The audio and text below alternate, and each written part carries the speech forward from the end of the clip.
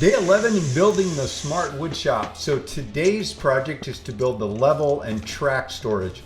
One of the more complicated things just because it's a bunch of long dados. So I'm going to start here by resetting up the dado stack. I'm going a little narrower here for the 12mm plywood. I'm going to make it slightly bigger with one of my magnetic shims just so that it's not super tight. My intention here was to make the individual shelves for the levels to slide in and out, but after building it, I ended up not doing that. I ended up screwing them in place, but that was the intention. One of the most difficult parts about putting in dados, these are not cut all the way through, obviously, they're fairly shallow, is to get the plywood pressed down tight to the surface so I get a nice even dado all the way through.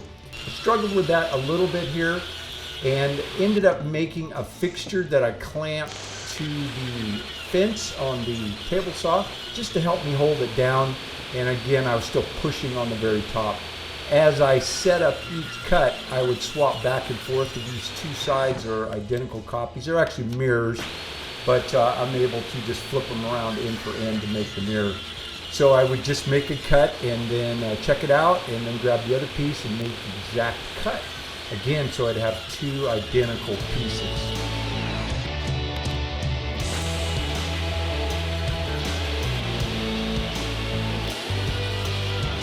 Visually, I inspected each one, but I wanted to make sure that all of the dados are right. So I took a little piece and slid it up and down each and every one of the dados.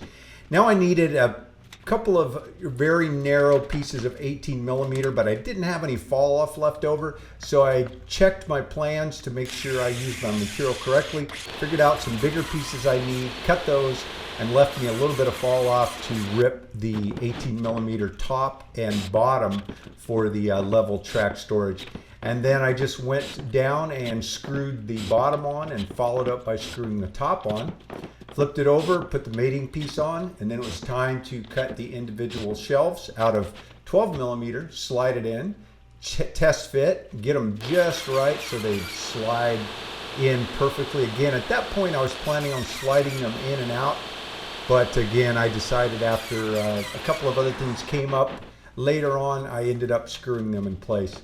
And now just sort of test fitting everything, nothing screwed in place, just moving things around. The trailer floor is not dead level, so when I put in this 8-foot long piece, it sit a little higher in the back, so I had to shim the front and lift the cabinets up to it. Everything turned out level and perfect, all well within tolerance. Remember to smash that like button, subscribe, and ring the bell.